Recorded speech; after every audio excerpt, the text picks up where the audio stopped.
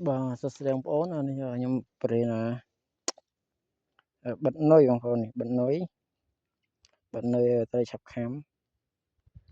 តែមួយផ្លែស្ទះខ្យងបេះហ៊ុនអឺ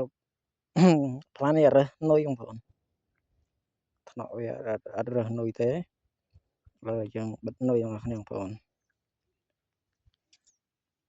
យើងបាយវាងាប់តត់វាងាប់ចឹងមកនេះថ្ពក់ភ្នែកបាទអូនេះបាត់ចឹងមកពកភ្នែកក្រោមទ្រូងវាមកឲ្យយើង